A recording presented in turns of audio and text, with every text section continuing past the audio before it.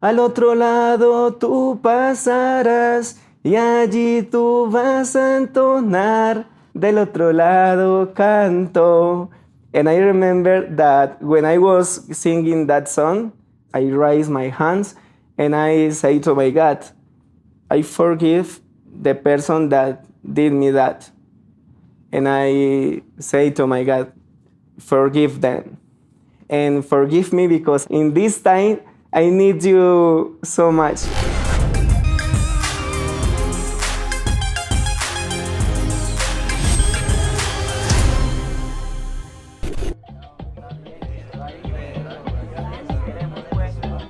On the 1st of December 1993, a short, plump, middle-aged man is celebrating his 44th birthday inside a house in his home city of Medellin, Colombia. There's cake, good wine, and marijuana. The man has a wide smile and greying hair at the sides. He owns several palatial homes, has been a congressman, and for the last 7 years running made the world-famous Forbes magazine list of billionaires. But right now, he's in hiding.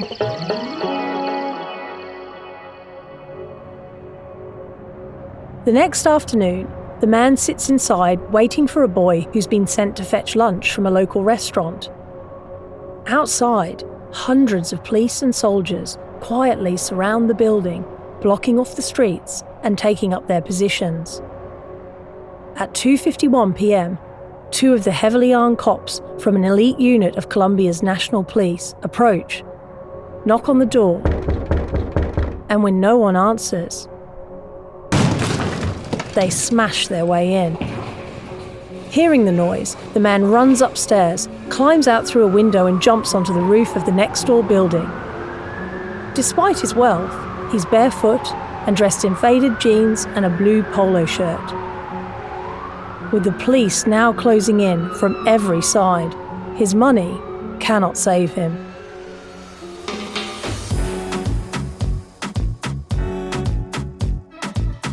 I'm Fiona Hamilton, and from The Times, The Sunday Times, and News Corp Australia, this is Cocaine Inc. Episode 2, The Sweet Song.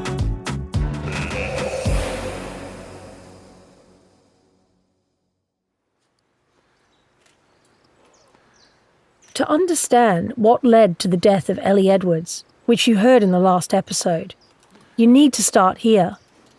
Director de la Dirección de Antinarcóticos de la Policía Nacional de Colombia. In Colombia, where the cocaine trail begins. It's the world's biggest producer, where that barefoot man fleeing from police across a rooftop helped turn the cocaine trade from a local smuggling operation into a global business. Today, we're in Bogotá, the capital of Colombia, in the luxurious National Police Social Club in the city centre. There's tall glass windows, manicured grounds with palm trees, and inside, a small chapel, a swimming pool and a bowling alley.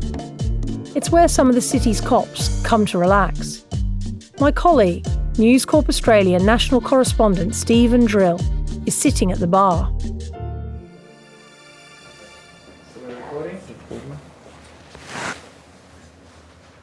Okay, we ready to go? My name is Stephen. I'm a journalist from Australia. Can you please tell me your name and how old you are?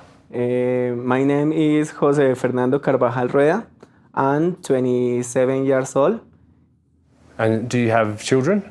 No, I'm single. Single? I'm single, yes. Yeah. I'm now single. I've spent years as a reporter covering cocaine busts and celebrity cocaine scandals. And I've started to wonder, where does this problem come from? And do we even really understand it? So I managed to convince our bean counters and a nervous HR department to send me halfway across the world for this podcast, where one of the first people I meet is Jose, a former policeman. The first thing I notice is how young he looks, with a neat beard, pale shirt and dark suit. And unlike what you might expect for someone who's worked at the centre of global cocaine production, he has an infectious enthusiasm. I work in the mountain, in the forest, in the eradication of the illicit plants, call it cocaine. And with the eradication, what do you actually do? Is it like spraying a chemical or cutting them down? I will answer that question in Spanish. La erradicación de cultivos ilícitos. Jose says the police used to spray weed killer. Only people criticised the damage it was doing to local farmers and their crops. The Colombian government banned the practice in 2015. There was also a concern the chemicals in the toxic weed killer would get into waterways and cause cancer. So now the cops go in and physically pull out the coca plants by hand. Wiping out the coca plants is one of the main ways governments around the world have been trying for decades to shut down the cocaine business. The basic idea is that by sending in cops to destroy the coca fields, you reduce the supply of cocaine. Supply goes down, the price goes up, which means that customers, and maybe that's you on the streets of, say, London or Sydney, don't buy cocaine because it's so expensive. To give you an example, there was a cyclone in Australia about 10 years ago. The banana industry is worth $400 million, but it's been brought to its knees by Cyclone Yasi. The banana plantations were wiped out. The price of bananas went to about $13 a kilo. That's £7, or close to $9 for a bunch of bananas. I didn't eat one for a year. It's Economics 101, right? Only there's a cost that doesn't get accounted for at the checkout.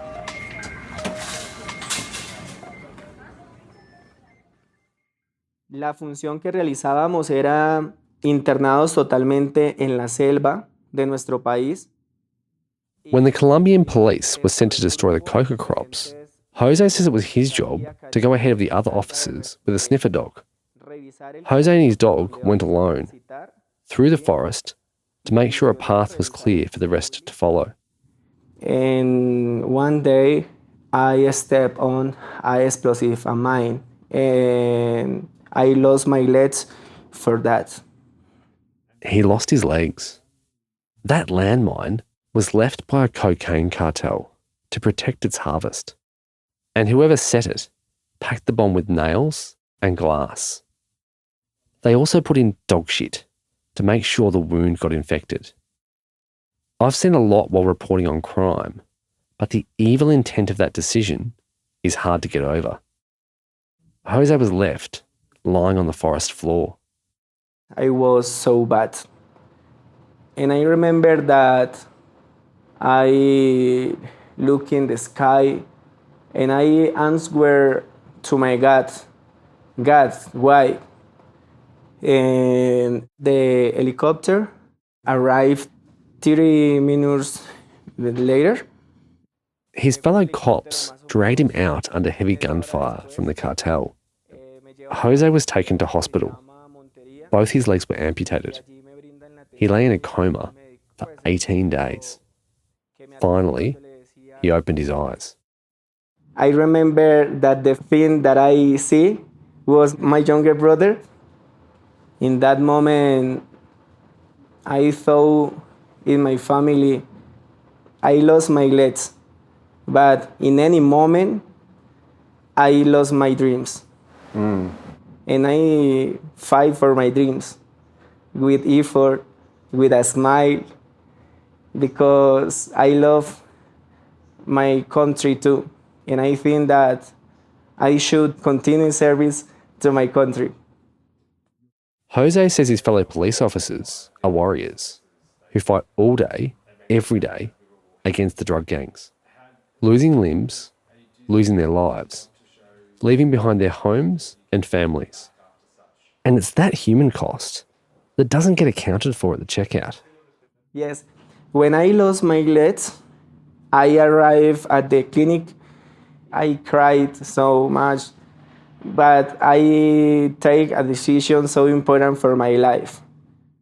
Despite the cost he paid in the drug war, Jose says he's come to terms with what happened to him.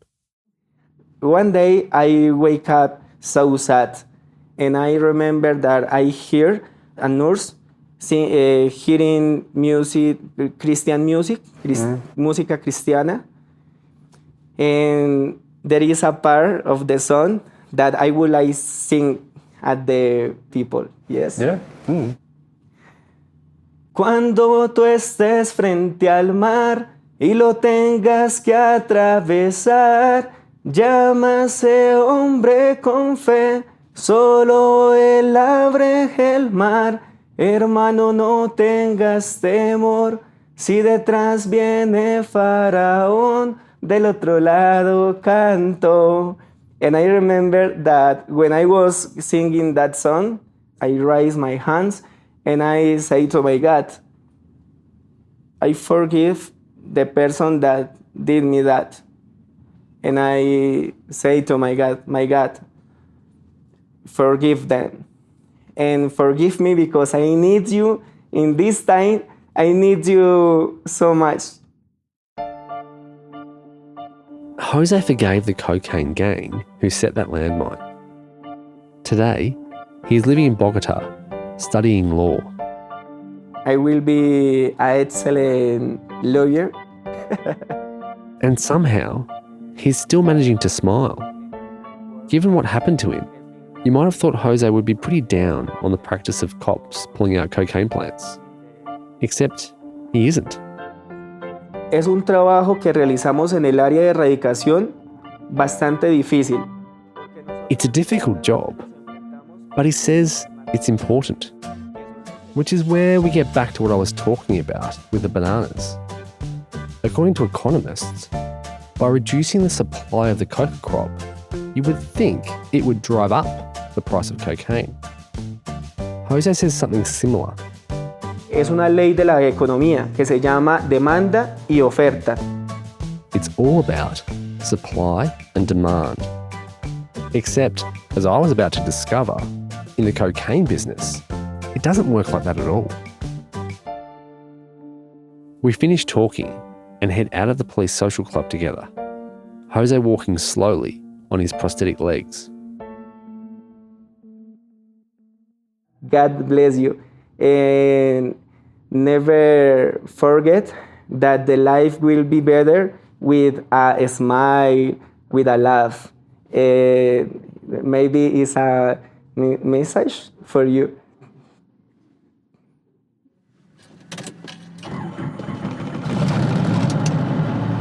Afterwards, I join up with some of Jose's former colleagues in the National Police, and together we travel by helicopter deep into the Colombian mountains. The police are armed with M16 rifles as we fly over the thick forest.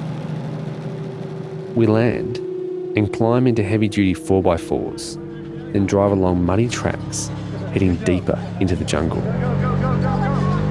We're about 1,000 metres above sea level, but among the mountains there are plateaus where the local farmers have planted fields.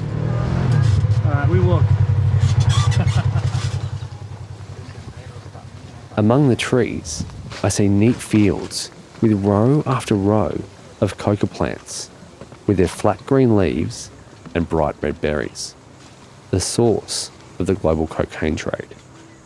They're handpicked by local farmers.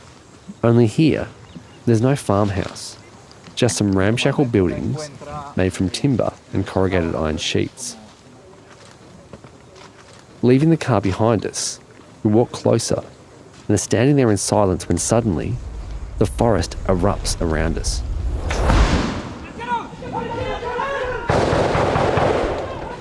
Heavily armed police charge forward, but this time it's a training raid on a mock cocaine production lab. But the noise and the threat of violence feels real. The men pretending to be cocaine farmers are forced to lie face down, hands outstretched in the dirt, and the cops are soon seizing assault rifles, clearing rooms, hauling their suspects off at gunpoint. It all happens in seconds. What's left is a stack of brick-sized blocks of white powder, cocaine, lying in the jungle sun. Watching the police, I see a lot of bravery, but not a lot of evidence the strategy is actually working. Here in Colombia, as acre after acre of coca plants are destroyed by the police, the farmers just go out and plant more. And even if half the harvests are ruined every year by cops, which is pretty much what happens, the price paid on the street for cocaine has actually stayed the same or fallen in real terms over the past 30 years. Which is where we come back to economics. Economics says that that shouldn't happen. A supply reduction shouldn't mean a price fall. The coca farmers should be able to charge more, and the drug cartels should have to pay it. When I was trying to understand this, I read something by The Economist magazine's Central America correspondent, Tom Wainwright. Picture this. You're at the supermarket buying a 2-litre bottle of milk. It's pretty cheap. In fact, in real terms, the price of this bottle of milk has fallen over the past 30 years. Part of the reason it's cheap is because the big supermarket chains dominate the market. Think Tesco, Sainsbury's, Coles, Woolies, or Walmart. Those big supermarket chains account for a huge amount of the food we eat and the milk we drink, meaning the dairy farmers have little choice over who they sell to. That means the supermarkets can squeeze their suppliers, telling them they're only prepared to pay so much, keeping down the cost to the customer while maintaining their own profits and leaving any increase in the cost of producing the milk itself to be picked up by the farmer. And while Western farmers might say they feel like they're being held at gunpoint, the farmers in Colombia actually are. Those cartels set the prices, meaning the whole strategy of destroying the coca plants, something governments have spent billions on, doesn't work. You see, the amount of land used to grow coca plants worldwide has roughly trebled during the past decade. Production is now at a record level. The crops do get destroyed, but that just makes it harder for the farmers. It doesn't affect the cocaine gangs that are shipping and selling the drug.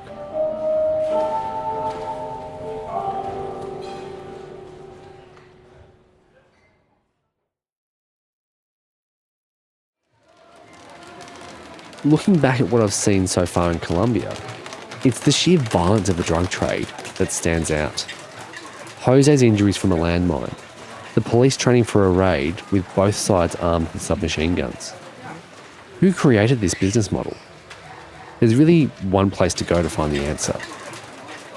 From the mountains, I travelled north to Medellin, where Pablo Escobar helped build the world's first major drug cartel during the 70s and 80s. The Medellin Cartel, a small group of men that in the last few years has formed a near monopoly on the processing and sale of cocaine. The Medellin Cartel changed everything in the cocaine business. They were the first to industrialise the process, shipping and flying cocaine in vast quantities out of the country. According to American officials, controlling as much as 80% of the world's supply. With that control came huge profits. You're talking about a business that probably makes a couple of $1 billion a year. In 1981, Time magazine ran a front page story calling cocaine the drug of choice for millions. A few years later, Forbes magazine put the Medellin cartel's leader, Pablo Escobar, in its annual list of billionaires. Cocaine Inc., a huge international business run by a relatively small band of smugglers operating out of Colombia. This cocaine cartel, in many ways, is as sophisticated as a Fortune 500 company. And it was sophisticated. Just like any other business, the cartel had to manufacture, transport, market, and sell its product. The people running it also became sophisticated, just like other business leaders. They wore the same expensive watches, went to the same expensive parties, and had the same expensive problems as those running legal businesses, like managing their employees, navigating regulation, finding reliable suppliers, and dealing with their competitors. The 44-year-old Escobar was accused of waging a terror campaign. Hundreds of people were killed by Escobar's assassins. Looked at this way, cocaine might be the ultimate capitalist product. The businesses that have the most success selling it are dynamic, innovative, ruthless.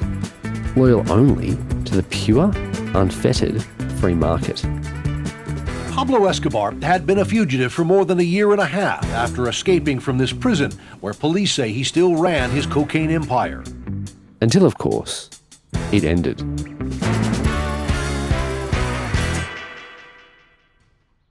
An elite Colombian police unit killed Pablo Escobar in a shootout, cornering him here in this house where he had been hiding in the city of Medellin. Escobar was the barefoot man who tried escaping across the rooftops that Fiona was talking about at the beginning of this episode.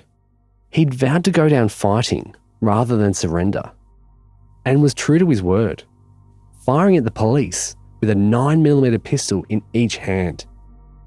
They shot back, hitting him 12 times.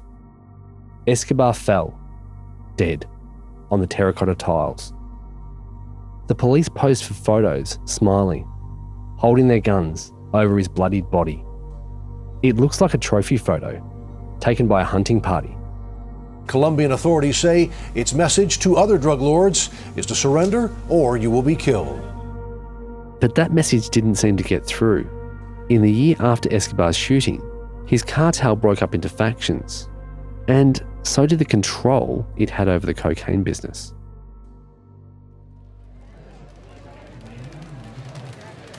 In Medellin, I visit a suburb called Comuna 13. It's high in the hills on the outskirts of the city, but near the main highway, a crucial combination for the cocaine trade. But while the drug bosses make millions, Comuna 13 is one of the poorest areas of Colombia. Escobar ruled it as his personal kingdom. Walking through its narrow streets, to get out of the rain, I duck inside one of the houses and sit down with a local woman. Aquí vivimos 4 personas. Her name is Rose. She doesn't speak much English, and I don't speak much Spanish, so we talk through a translator. Gracias for letting us be in your home. Que muchas gracias por dejarnos estar hoy en su casa. Ajá, con mucho gusto. We're in a very small room, about 2 metres by 3 metres. It's the kitchen, the bathroom, the living room, and the bedroom. Rose actually pulls down a chair off the bunk bed so we can sit down. Excelente. She said, you know, this is my humble house. How long have you lived here for? Que ¿Hace cuánto vive usted por acá? Desde que tenía 14 años y tengo 59. She was 14 years old when she arrived here, and now she's 59. 59, okay. And so you were here when the drug lords and the guerrillas were in charge? Sí, usted estuvo acá durante el tiempo de las guerrillas, todo ese tiempo. She said yes. Rose tells me how Comuna 13 could be a deadly place, even for people with nothing to do with the drugs trade. She said the guerrillas almost killed one of her sons. The guerrillas confused him with somebody else, so they want to kill him. Someone who knows her, saw what was happening to him, so the guy warned her, and she went directly to the place where her kid was, and she said to the guerrillas, no, he's my kid, and you gotta respect him. If you wanna kill him, you have to kill me too. Rose stood up to the drug gangs, and her son survived. Neither of them had anything to do with the cocaine business. But that's how close life and death got in Medellin in the 1990s. After Escobar's death, his cartel crumbled. Other gangs stepped in, fighting over the cartel's business. And while Rose's family managed to escape the violence, plenty of her neighbours weren't so lucky. For a time, Medellin had a reputation as the murder capital of the world. Life in the city has gotten safer, Rose says. Looking back, I ask what she thinks about the drug trade. She said, I wish that would be gone, because, that's definitely not good for the kids. So she would never see that again around the streets, but it's impossible. It's part of the Colombian economy, so yeah.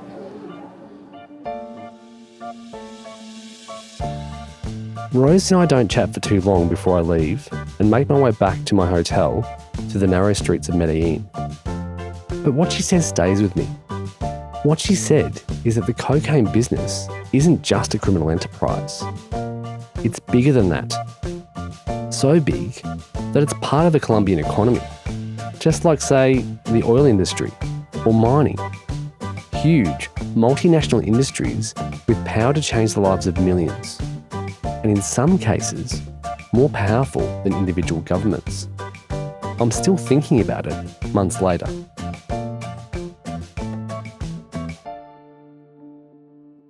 Do you speak Spanish a little?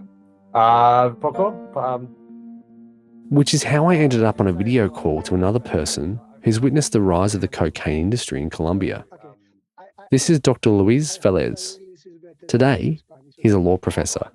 He actually teaches Jose, who you'll remember from earlier in this episode. It was Jose who suggested we speak. Yeah. I'm glad you interviewed him. Jose is a wonderful human being. And actually, But before taking up his teaching post, Dr. Velez was a judge who oversaw the state's investigation into the drug gang that took over the cocaine trade from the Medellin cartel. They were called the Cali Cartel. And we're talking about Cali Cartel, it means corruption. And then the Cali Cartel took over after Escobar? Yeah. But it was the first time in Colombia that the judges had bodyguard. I have the bodyguard. The judges here had bodyguards, he tells me. He had a bulletproof vest and a bulletproof car. His family also had to have protection. My daughter, she was 1 year old and she had to go to the kindergarten with the bodyguard. Really? This was the mid-1990s. The Cali Cartel spread throughout Colombian society. I saw how drugs money corrupt the Colombian society. The point is drugs trafficking becomes a new form of employment in one of the most unequality countries in the world. Let me repeat that. Drug trafficking became a form of employment in a poor country. But what's driving that economic engine, according to Dr. Velez, is not supply. It's not the coca plants growing in the jungle. It's demand. And that demand is coming from those rich countries where people pay a fortune for cocaine. Colombia is the country that has paid the highest cost in the world in the fight against drugs. There's no doubt about that. He says Colombia is the country that's paid the highest price of any in the drug war. Or at least it was until recently. Because, like any modern business, the cocaine trade is always changing. And when the authorities, like Dr. Velez, cracked down on it here in Colombia, it moved. And I give some advice for the government about this terrible crime in Mexico. Dr. Velez is now working as an advisor to the government of Mexico, where countless thousands have been murdered by the drug gangs. Mexico is terrible. Mexico is terrible, he says. And that's coming from a man who had a bodyguard for his 1-year-old daughter. Hearing that, I know that Mexico is where we must go next. The problems between the different cartels, normally they solve that through killing people. And unfortunately, we have lots of corpses, and we have not been able to identify whose people belong to that. And there are lots of clandestine graves. That's next time on Cocaine Inc.